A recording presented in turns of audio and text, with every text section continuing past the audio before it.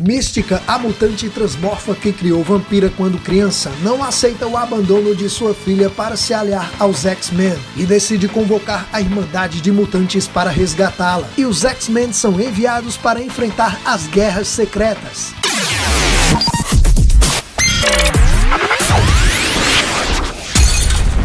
Salve galera, aqui é o Júnior e você está no Multiverso Quadrinístico, dando continuidade à nossa série de histórias dos X-Men. Hoje falaremos então de A Saga dos X-Men Volume 3. Uma história bem bacana deste volume é a que traz a Mística e a Irmandade dos Mutantes, o Blob, o Avalanche e o Pyro, personagens que ficaram bastante populares na época da série animada X-Men Evolution, que era transmitida ali pelo SBT nos anos 2000, junto com o Super Choque, junto com a animação da Liga da Justiça, e que esses personagens participaram ativamente de muitos dos episódios de X-Men Evolution. Teremos um ponto interessante aqui na cronologia, que é quando Charles Xavier finalmente volta a andar. Você que acompanhou os episódios anteriores e viu que com a ajuda da tecnologia Shi'ar, eles transferiram a mente do Charles para um clone que fizeram do seu corpo.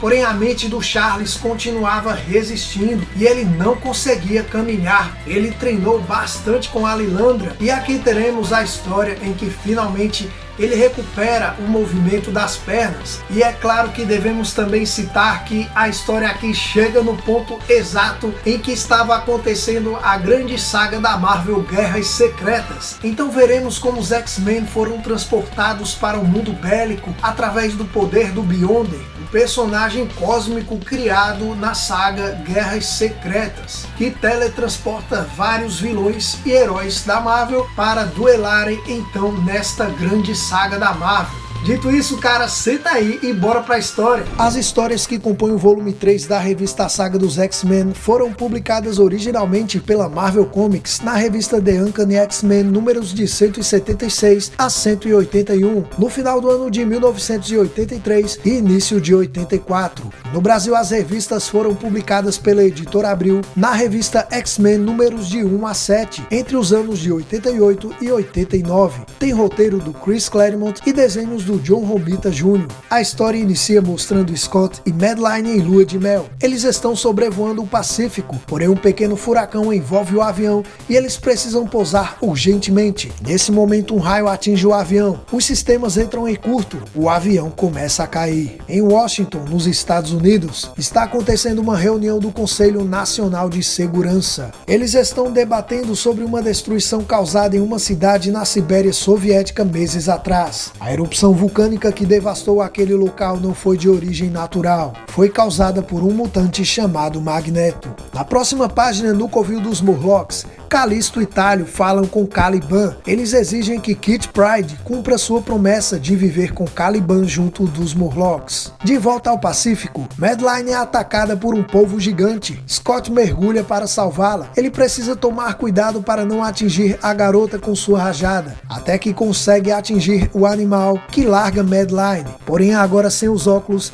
Scott precisa nadar até a superfície de olhos fechados, chegar até o avião e encontrar sua máscara de Ciclope. Agora, finalmente, os recém-casados conseguem fazer os motores voltarem a funcionar. Scott diz que já decidiu sobre a viagem com seu pai, e a resposta é não. O seu pai estava indo para uma batalha, e ele já viu guerras e mortes demais. A vida havia deixado seu pai mais durão, mas Scott não queria isso para ele. Ele preferia ser egoísta e renunciar à vida heróica para criar uma família ao lado da Madeline. Em Nova York, Mística caminha em um parque de diversões quando é atacada repentinamente por Wolverine. Sabendo do seu fator de cura acelerado, ela ataca o mutante na sua jugular, pois assim nem a regeneração acelerada o salvaria a tempo. Kitty encontra o cadáver do Logan. No entanto, tratava-se da Mística, que facilmente elimina a jovem. Ela conhecia todas as forças e fraquezas de cada membro da equipe. Ela não hesita nem mesmo atacando a Vampira, sua filha de criação. No entanto, ao encontrar o Noturno, ela não consegue dar o golpe final. Tudo aquilo foi um teste e na verdade ela havia enfrentado robôs. Tudo era parte de um treinamento para a mutante se vingar dos X-Men e resgatar sua filha vampira. Porém, o que não sai da sua cabeça é porque ela não conseguiu eliminar o Noturno.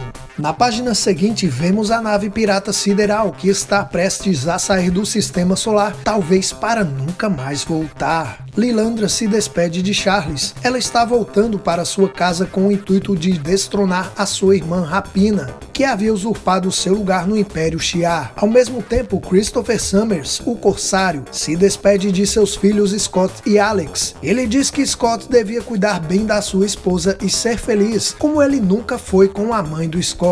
Scott, Alex e Charles são teletransportados de volta para a Terra. Enquanto isso, Noturno e Amanda caminham pela cidade, conversando sobre o passado de Kurt. A mãe de Amanda havia encontrado Kurt ainda recém-nascido, quase morto, abandonado em um abrigo de beira de estrada na Floresta Negra da Alemanha. Segundo ela, um homem havia deixado ele lá. Aposto que meu pai nem me olhou, diz Kurt.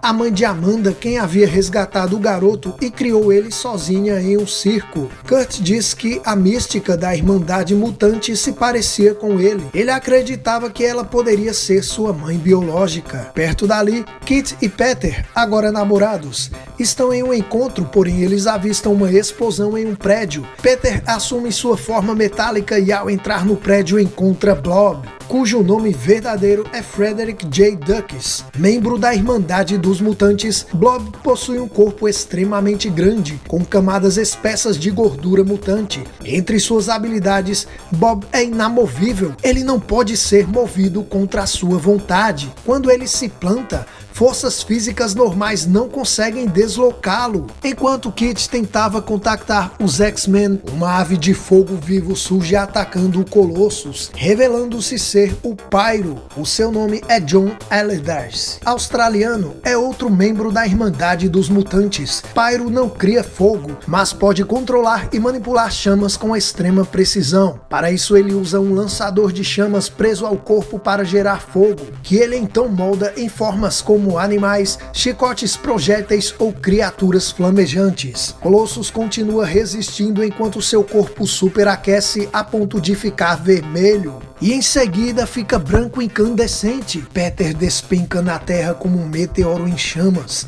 O chão solta faíscas onde ele cai. Tudo que é inflamável ao seu redor pega fogo. Ele nunca sentiu tamanha agonia. É então que surge o último membro da Irmandade, a Avalanche. De origem grega, seu nome é Dominicos Ioannis Petrakis. A Avalanche pode gerar ondas sísmicas a partir de seu corpo, principalmente pelas mãos. Ele pode desintegrar ou quebrar superfícies sólidas como terra, concreto, pedra ou metal. O vilão gera um terremoto que lança caminhões carregados de nitrogênio líquido no Colossus. Aqueçam o metal até a incandescência e depois submeta-o a uma temperatura próxima do zero absoluto. Uma temperatura tão baixa que o movimento das moléculas cessa, levando o metal a chiar e estalar e por fim rachar. Para alguém cujo corpo é feito de aço orgânico, o processo inevitavelmente levaria à morte certa. Sem saber o que fazer, Kit apenas chora e avisa telepaticamente o Professor X. O professor alerta Noturno, Tempestade e Wolverine sobre o ataque. Cuidadosamente ele deixa a vampira de fora, uma vez que ela já foi integrante da Irmandade de Mutantes. Enquanto isso, os Morlocks encontram o cadáver de uma moradora de rua abandonado na sarjeta.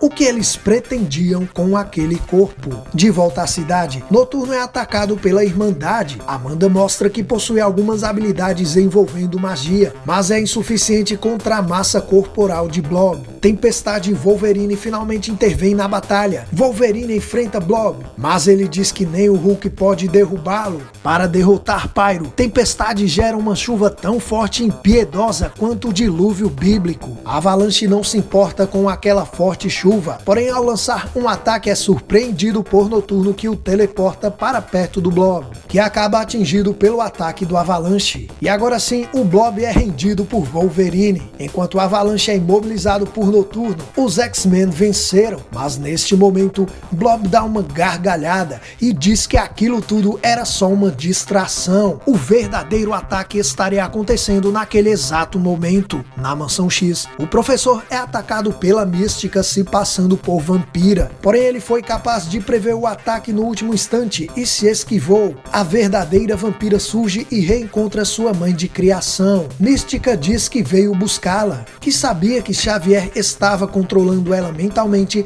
para que ela ficasse com os X-Men. No entanto, Vampira diz que ninguém a sequestrou. Ela estava ali por vontade própria. O professor estava ajudando ela a controlar os seus poderes, pois ela estava pirando. O professor era sua última esperança. Vampira diz que lembra de quando era criança. Mística, a Raven, a pegava no colo e a protegia contra seus pesadelos durante a noite. Ela queria ser apenas normal. Ela pede que a Mística respeite sua decisão de ficar com os X-Men. Então Mística se comunica com os X-Men através de um holograma e diz que libertará o professor se eles deixarem a Irmandade. Sem outra opção, os X-Men se sujeitam ao acordo. Porém, na página seguinte, a polícia encontra o cadáver de Kitty Pryde. Ao mesmo tempo, vemos que a Kitty está com os Morlocks, usando um vestido de noiva. Logan, Ororo e Marie são chamados para identificarem o cadáver de Kitty Pryde. O legista diz que ela despencou do edifício Baxter. Ao ver o corpo, Ororo se entristece, porém Logan pede que o legista os deixe a sós por uns minutos. E quando ele sai da sala, Logan diz para eles que aquela não era a Kitty, o cheiro era diferente. De volta à Mansão X,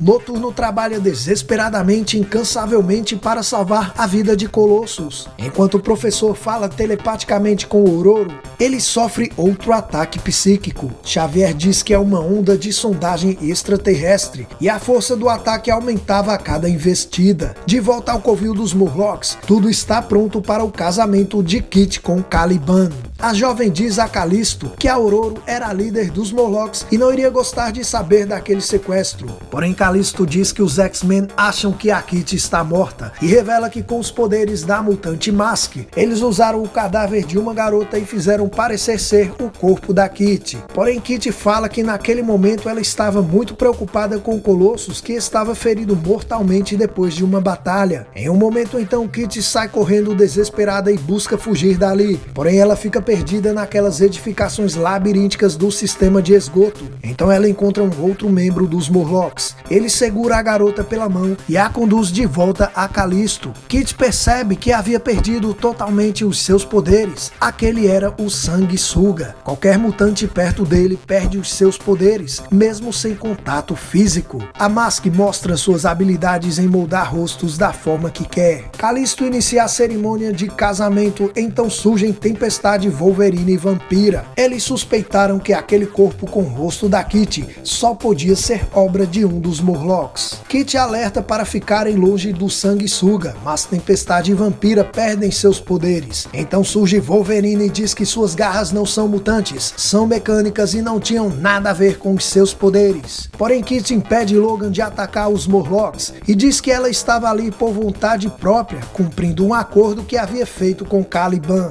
Então Kitty percebe que com a ajuda dos Morlocks, talvez o Colossus tenha uma chance de sobreviver. Assim sendo, os X-Men levam o Morlock chamado Curandeiro, o qual havia curado Calisto do ferimento mortal que ela sofreu durante a luta com a Tempestade. O Vampira toca no Colossus para tomar sua habilidade de transformar o corpo em metal e assim forçá-lo a voltar à forma humana. Assim que Peter fica humano, o sangue escorre dos vários ferimentos, restam-lhe segundos de vida, mas o toque do Curandeiro Morlock os transforma em minutos e em seguida em anos, até que Peter se recupera. Agora Kitty tinha um motivo ainda maior para cumprir sua palavra com os Morlocks e retorna junto com eles. No entanto, Caliban percebe que ela não fazia aquilo por amor. Ele diz que amava muito a Kitty. Ele liberta Kitty de sua promessa. Kitty diz que não sabe se um dia sentiria o mesmo por ele, mas o que ela sabia era que ficaria orgulhosa em chamar Caliban de amigo.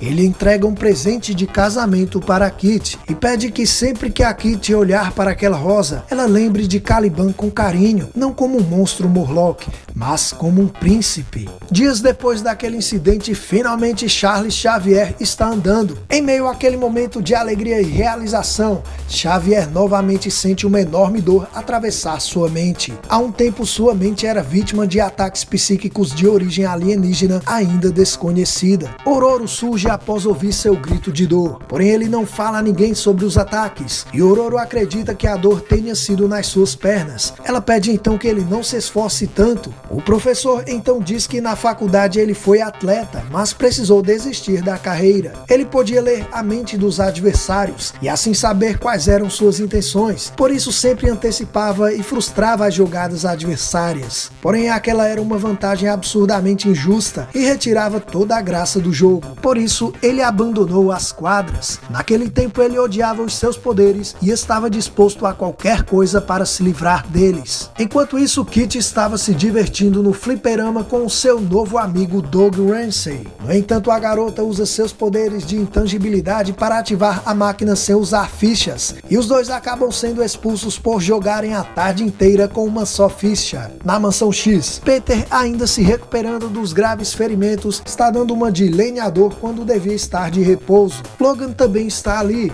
Peter anda inseguro sobre os sentimentos da Kit por ele, agora que ela anda encontrando o Doug Ramsey, um adolescente da sua idade. Quando ele viu os dois conversando, Peter se deu conta de que ele era apenas um caipira ignorante, vindo de uma sociedade e uma cultura tão estranhas para ela quanto as de qualquer alienígena. Logan também diz que se o Peter achava que ele era só um caipira ignorante, então ele já havia perdido bem mais do que imaginava. Na página seguinte, Kit pede permissão à Tempestade e ao professor para ir na viagem com Doug. Xavier revela que Doug é mutante, porém seu dom é linguístico, comunicação com humanos e computadores. Kit fica extasiada em saber que Doug também é mutante. Ororo então decide quebrar o gelo de uma vez com a garota. Ororo explica a Kit que a vida envolve crescimento, e crescimento é mudança contínua. Ela estava aprendendo coisas que não gostava sobre ela mesma, mas precisava continuar aprendendo, buscando o seu verdadeiro eu. Ao final daquela conversa, as duas se abraçam em lágrimas. No dia seguinte, Peter se despede. Kit fica se perguntando se ela havia feito alguma coisa, pois notava que o Peter estava diferente perto dela. Kit e Doug conversam como grandes amigos no voo, mas é então que Kit ouve uma voz e se apavora.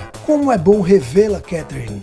Eu estava ansiosa pelo nosso reencontro. Eu tomei todos os cuidados para garantir que a sua estada comigo seja inesquecível, diz Emma Frost, a Rainha Branca. Telepaticamente, Kit pede socorro apavorada ao professor. Enquanto isso, ao invés de retornarem para a Mansão X, os X-Men são guiados pelo professor a outro destino. Ele enfim explica aos X-Men sobre os ataques psíquicos que vinha sofrendo nos últimos dias e que havia conseguido detectar a origem naquele parque, antes que o pedido de socorro da Kit chegue a Xavier. Todos eles desaparecem da face da Terra instantaneamente. E neste ponto da história estava ocorrendo a grande saga da Marvel, Guerras Secretas, e os X-Men foram transportados por Beyonder para o planeta artificial chamado Mundo Bélico. Infelizmente, não sei a razão, mas a continuidade do que aconteceu com a Kit não saiu na saga dos X-Men pela Panini. Originalmente saiu pela Marvel nas revistas Novos Mutantes de 15 a 17, e no Brasil saiu pela Editora Abril nas revistas O Incrível Hulk, número 70 e 71. Que bagunça, hein? Um arco dos Novos Mutantes saindo na revista do Hulk.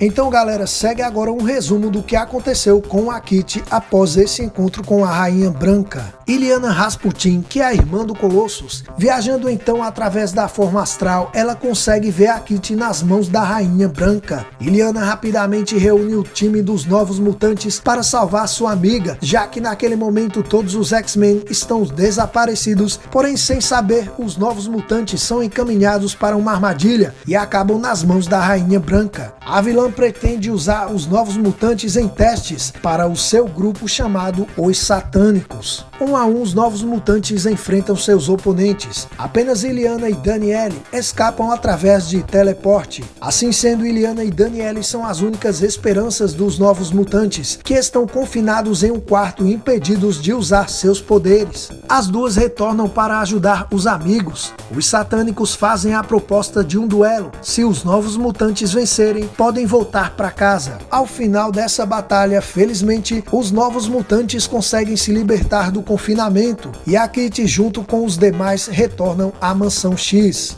E após esse incidente, o personagem Doug Ramsey passa a integrar a equipe dos Novos Mutantes. Passado então mais algum tempo, os X-Men são enviados de volta para a Terra. Após o término das Guerras Secretas, eles surgem em Tóquio, onde precisam enfrentar um enorme dragão que havia surgido misteriosamente e atacava aquela cidade. Eles contam com a ajuda do pequeno dragão mascote da Kitty, o Lockheed. Enquanto isso, em algum lugar no Tahiti, uma jovem esposa é tomada pelo pavor de ficar viúva, quando de repente seu marido desaparecido cai do céu. Scott também havia sido teletransportado para lutar nas Guerras Secretas e agora retornava à sua lua de mel ao lado da Madeline. A garota dá aquela bronca nele e ele explica que apesar de tudo não podia mudar quem ele era. Seus poderes como Ciclope o dão muita responsabilidade. Ele diz que daria tudo para ter uma vida comum, mas acha que nunca terá essa sorte. Ao final, quem consegue fazer aquela fera evacuar é o pequeno Lockheed, que consegue conversar com o dragão em seu idioma e de alguma forma acaba convencendo a fera a recuar. Assim sendo, os X-Men salvam Tóquio e são vistos mundialmente na TV resgatando os feridos. As imagens são transmitidas ao vivo e a Mariko estava assistindo. Em seu coração, ela deseja sorte ao seu amor e acredita que talvez eles dois nunca mais desfrutariam da felicidade que mereciam. A história termina mais uma vez em Washington. Na Casa Branca, o senador Robert Kelly surge apresentando o projeto de lei de controle mutante. Gostou desse vídeo? Eu espero que sim. Agora eu conto com a sua colaboração para que você não saia daqui desse canal sem antes deixar o seu like. Se você ainda não for inscrito, se inscreve agora, ativa o sino das notificações para ficar sabendo sempre que um vídeo novo for postado e deixa nos comentários o que você achou dessas histórias e o que acha dessa revista A Saga dos X-Men. Deixa tudo nos comentários que eu estou curioso demais para saber a sua opinião e eu vou te responder. Agora eu espero poder contar com você no próximo vídeo. Até lá!